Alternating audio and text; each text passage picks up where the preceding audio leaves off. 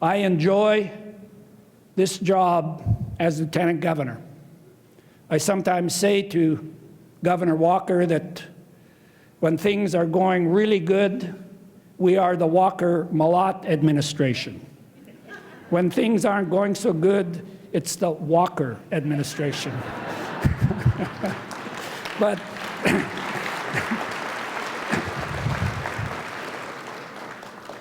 I want to say this.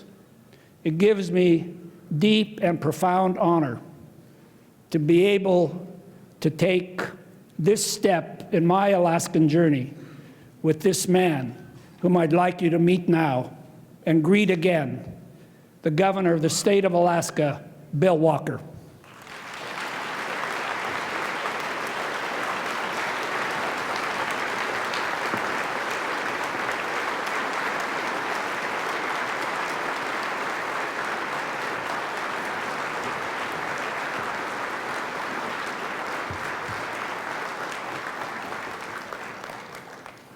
Thank you very much, Byron, and I hope today we're having a Walker-Malott administration day. I've had the honor of being adopted. My name is Goochwalk. I was adopted by the Kagwantan tribe, a member of the Eagle clan, and that makes Byron and I balance as a result of that. As part of the adoption ceremony, I had to dance. And when we heard that, my wife said, "Oh no, you could lose this one." She's seen me dance before. I danced, they didn't take it away from me. I'm still adopted, I still have that, so I'm very proud of that. Standing before AFN has a very, very special meaning to me personally. Byron made reference to the 2013 AFN in Fairbanks. I remember it well. I went to the AFN and I listened.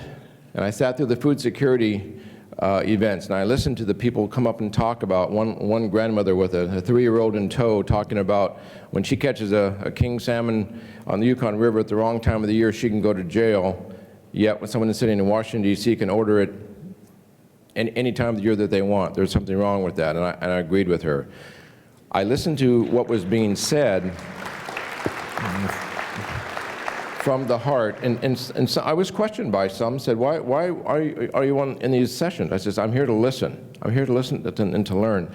But boy, I had no idea what I was going to learn at that AFN convention. On the last evening, on the banquet, when Byron Malott was asked to come up on stage, if a certain amount of money was raised, would he come up and sing a song? And that money was raised, and on his way up, it was absolutely packed. It was on the Carlson Center floor. It was not a vacant seat. He came over to me. He said, "I'd be honored if you would join me on stage." I had met Byron before. That's when I got to know Byron Malott. Politicians don't do that with somebody that they're running against. And I realized he was a very unique individual. We went up on stage, and we sang the song, "You Are My Sunshine," and we've noted we've never been invited back to sing another song since then. That began a very special relationship with us that carries through this very day. We began traveling the state, and we listened to each other answer questions at a, quote, debate. And when he get done answering a question, I would say, "That was a really good answer. I agree with him." And some of my campaign people said, "You shouldn't be doing that." I said, "Yeah, but it was a really good answer. I agree with him." And he would agree with me. And pretty soon it became pretty evident. I think it was after our debate in Nome that we looked at each other and said, "Hey, I think there's a better way of doing this." And my second connection with AFN was 1 year ago, and I think today. Maybe it wasn't today, a couple of days when it was Saturday, about 10 o'clock in the morning. We were in the, I'm sorry, I get very emotional about this. We were in the hallway waiting for the announcement, if there was going to be an endorsement from AFN of Bill Walker and Byron Malott. And we waited, and we held hands, and we prayed. And when the announcement came through, somebody with a Twitter or a text, I think is where it came to Paulette, we hugged and we cried. Thank you. Thank you.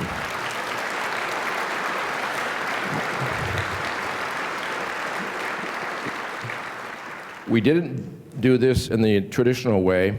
We did it in the Alaskan way. When you win by 2%, you do a whole lot of thank yous. And I thank you for that 2%, because that's what made the difference to put us in office. You did that. Thank you very much, very much.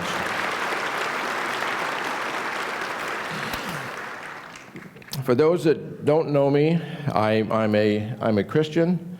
I'm Fairbanks born, husband of 38 years, father of 4, grandfather of 4. I'm a carpenter. I'm the son of 2 Alaskan pioneers. I've had a rich background in Alaska, commercial fishing, pounding nails, moving houses, doing all sorts of things. We went to law school, law firm, and now governor. It's in a journey that's been absolutely incredible, but I start every single day on my knees, every day. And I do that because I could not do what we're doing on my own.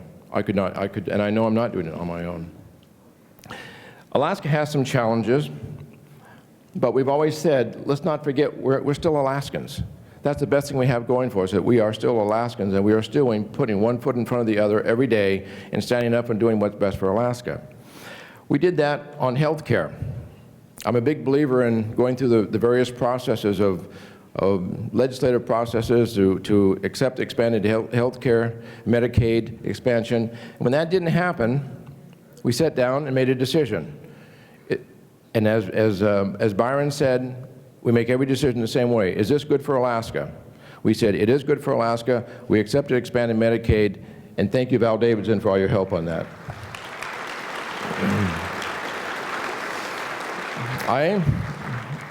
We often don't look at numbers. We often look at, when we see numbers, we see faces, we see people. When we see 40,000 Alaskans without health care coverage, which is available to them, we knew what we had to do.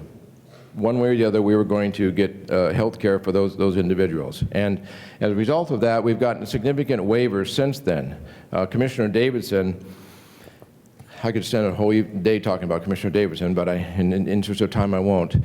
We asked for specific waivers. As soon as we got expanded Medicaid, we asked for certain waivers that would further help Alaskans. And one of them we were not allowed to have because it would violate every state in the union doesn't have this. We'd be the only one with that. So when the president came to Alaska, he brought with him, hand-carried a letter from Secretary Burwell, where she gave us what we asked for by changing national policy on health care in order to give Alaska the 115 waiver. That's what Val Davidson did.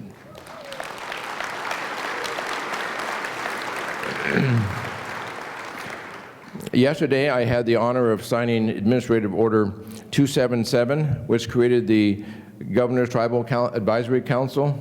We have 229 federally recognized tribes in Alaska.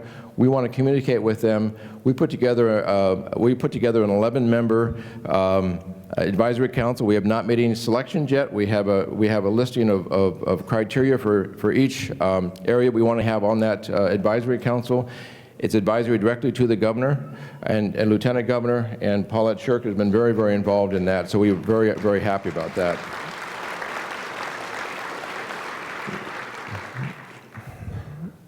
One thing I learned shortly after becoming governor is that I was elected governor, not elected king. I wanted to just flip a switch and just fix everything we could possibly fix. I discovered there's a process to do that. There's others we need to work with. Certainly we're working with the legislature, and we do on a daily basis. I'm a fixer. I like to fix things. That's been my whole background. And someone told me you can only pick 2 things to fix in Alaska. That'll be your legacy. I told that person, I want no legacy. I want to fix a whole lot more than 2 things, because more than 2 things are broken in Alaska.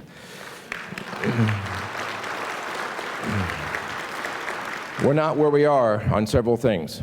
I've been surprised in the last few days, some people have come up to me and said, thank you, Governor, for all you've accomplished. And I think, gosh, we do accomplish things, we have accomplished things, but I look at all the things we have not accomplished, and those are the ones that wake me up in the middle of the night. I've never woken up anything we've accomplished. It's always those we have not accomplished yet. One of those is land into trust. We have not accomplished where we want to be on that issue at this point. We have formed a working group. We are working on potential regulations to resolve the differences on land into trust, to get to where we have some great people that are helping us, but we're not where we want to be. It's been 11 months, and we have not closed that one out yet. So that's one that we are continually working on, not there yet. On ICWA, we have crossed the line on ICWA. We have accomplished ICWA. ICWA on the Indian Child Welfare Act, that's one that the situation we inherited when we came into office. And we sat down with a group. Julie Kitka probably got a little tired of talking with me on a fairly regular basis, but we sat down and we put a team together and we worked that out. We introduced some emergency regulations. We introduced some legislation from the governor's office to fix that problem. And so that one we can check off that we have fixed on the ICWA issue.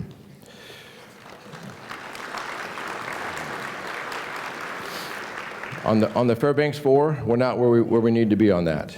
I am so impressed with your passion on that. I sense your frustration towards me. I applaud your passion, and I've told people that I speak with on almost a daily basis on that. Do not temper your passion because of me. I have.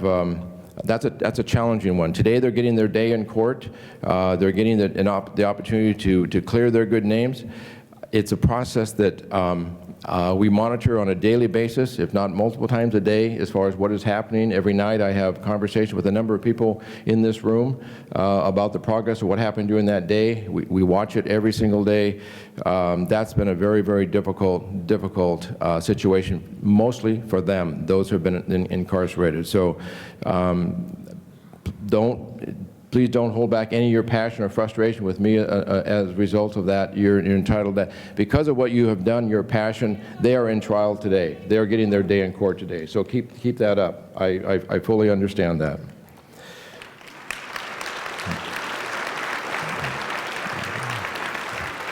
It was an honor to sign the Indigenous Day proclamation recently. Alaska's only the second state in the nation to have that day acknowledged, and we did that with pleasure, with honor. So I'm very pleased about that.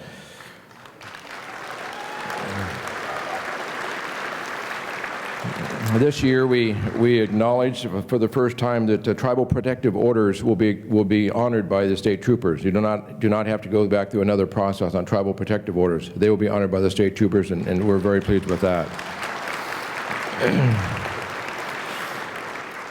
And let me tell you what we won't be doing. We talk a lot about financial situation and budgets and whatnot, and what we won't do is we have said this repeatedly to our cabinet, and Lieutenant Governor has been at my side every one of those discussions.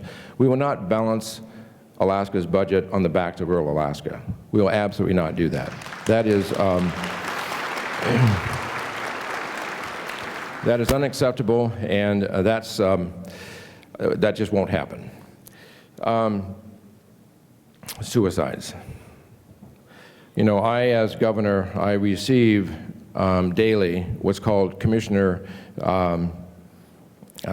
notifications. And at one point, someone said to me, they said, "Governor, you really shouldn't receive those. That means somebody has gotten lost in the search and rescue groups, or somebody on the Yukon River, it hasn't shown up when they're supposed to, and they're looking for them, or there's someone has died as a result of something." The most challenging one for me to recover from are the notifications of suicides, our young people. And nothing stays with me longer than those. And when they said, "Governor, you shouldn't receive those," I said, "No, I must receive every one of those. I'm the governor of this great state. I need to have the pulse of what's going on in this state." We'll be talking more about that tomorrow. The situation in Hooper Bay,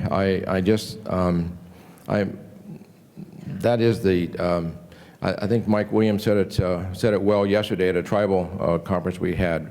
We need to stop having our children and grandchildren commit suicide. We need to take action to make sure that doesn't happen, and we're going to talk about that more. That's a very, very, very highest priority in this administration, and we will take action to make sure that we can reduce that. We can't guarantee what we do is going to be successful. I guarantee if we don't do anything, that's definitely not going to be successful. We're going to announce some things tomorrow that address which we've been working on actually for a couple of months. So, there is nothing that caused me greater concern than that. I have had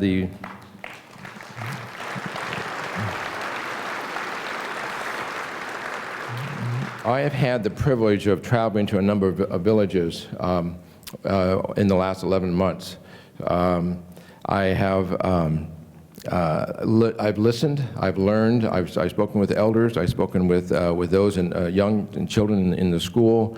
I have brought back with me a passion and a better understanding. You know, when you live someplace all your life, born in Fairbanks, grew up in Delta and Valdez, and you think you know a lot about the state, not so much.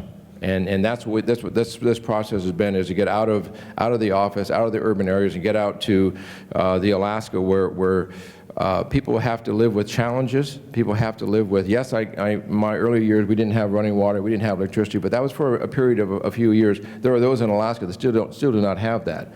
I had one individual in Barrow, came in from one of the villages. We had a listening circle, and he said, Governor, my goal in life is I want to see my child, my granddaughter, be able to flush a toilet, and I'm competing with somebody who wants a shortcut to work in Anchorage. He said, there's something wrong with that, and I agree with him.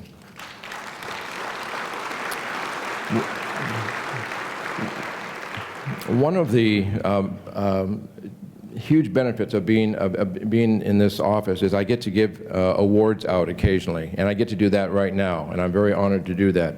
I'm going to give the award to Shirley Demientieff Award recipient today. Shirley, we first of all recognize Shirley's incredible leadership as an Athabascan leader. Many of you know her as a dear friend. I did not have the honor of knowing her, but you knew what her intense advocate for Alaska Native women and children. Today's award is given in recognition of someone who has worked to protect the rights of and promote the respect for Alaska Native women and children. This year's awardee is an elder born in Nulato who is a true culture bearer. She spends countless hours of her time mentoring and sharing her culture and her language with our youth and her people. Passing on her culture, language, and native values are deeply important to her. Women especially have benefited from her tremendous knowledge and learning their traditional roles within the family. Please help me in welcoming Poldine Carlo and her beautiful family up on stage. And Poldine is the proud mother of 8 children, an author, and grandmother to many. She is heavily involved in speaking out on issues important to her and is deeply treasured by her family and her region. At the age of 94, Poldine attends every board meeting of the Fairbanks Native Association, which was founded in her home, Doyan, in Deaconacad, which she helped found. She's worked hard in her lifetime to better the lives of our people, and we honor her today, and we thank her. Thank you, Poldine, for your selfless acts of kindness.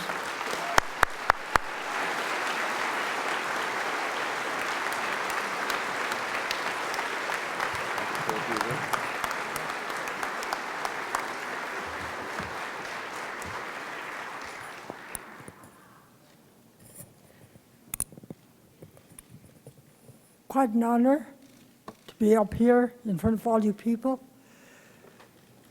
I really don't know what to say. Shirley was a good friend of mine. What else could I say? Whoever put my name on the list, thank you very much. And I like to talk a lot, you know. But in front of a crowd like this, seems like I don't, half the time I have so much to share with other people. And I have missed just 1 year, about 25 years ago, to attend the AFN. The reason was my husband had a surgery in Seattle, heart surgery, so I had to be down there with him. But I have never missed, not one. And I have made so many friends from all the way from Barrow, all the way down southeast.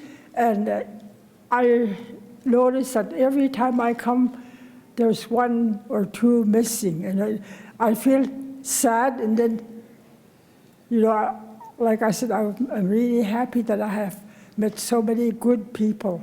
And thank you so very much. I'm sorry, I don't know what to say, really. Thank you.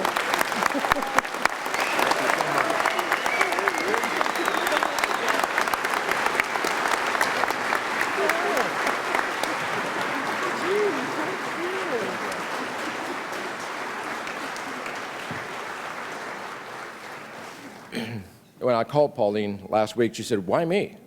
And we had that whole discussion about, we got a little bit of a discussion about, she was thinking there were those more deserving, and I actually don't think so. But I want to tell one quick story to close. About a month ago, I was in Juneau, and Byron Malott came back on a trip from Metlakatla. He said, "Governor, I have a present for you." Now, I don't know how many other governors have ever received a present from the lieutenant governor. Probably none. And so I was very impressed with that to start with. But the present was a picture from Metlakatla, and it was 1915. I first looked at it, I didn't know we couldn't understand what it was. I looked closer, and it was people standing in a river in mud with a rope. And what it was in 1915 in Metlakatla, when you needed to pull stumps out, the whole community would come together and pull on the rope. And the title of the picture was Pulling Together. And Byron said, "That's what we're doing, Governor. We're all pulling together." And that's what we're doing as Alaskans. We are all pulling together. So it really is the theme of what we're doing, and I can't thank you enough for that.